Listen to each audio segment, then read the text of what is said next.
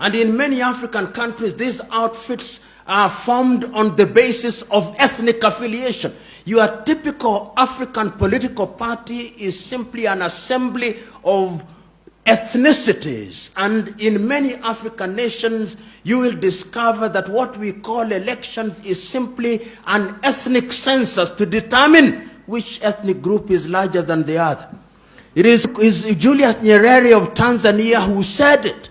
He said that the tragedy of Africa is not what the song is, not the song that is being sung, but who the singer is. And what he meant was very clear, that you may have an agenda that is good for your nation, but if you do not come from a particular ethnic group, those who will follow you will not be from your ethnic group. You may sing the best song, but when you look back, you'll discover that it's only people from your ethnic group who are following you.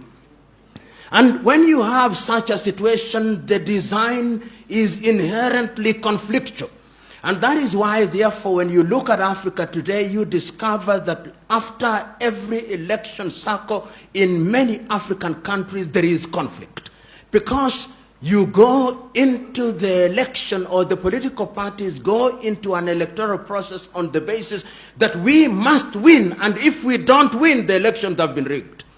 In other words, we place so much premium on the presidency, and you'll see in many African countries, entry into government is like winning a lottery.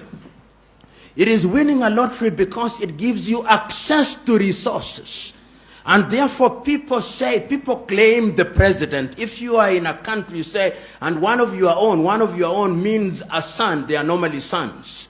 One of your own sons has won the presidency. The tribe celebrates, from the herdsman to the professor, from the fisherman to the intellectual, because we have now won the presidency. We have won the lottery. We will have ministers. We'll have all this, and everybody else feels excluded, and that generates conflict.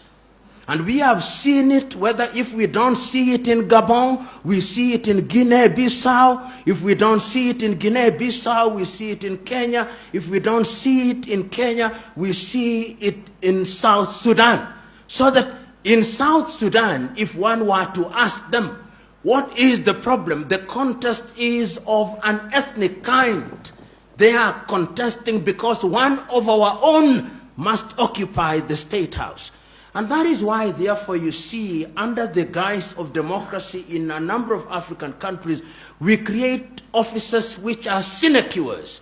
You will have a president, you'll have a deputy president, you'll have a second deputy president, you'll have a prime minister, first prime minister, first second prime, all those useless offices which make no sense, because you have to appoint people into those offices and give them a motorcade so that when they go to their villages, they look important. And the people own them as ours.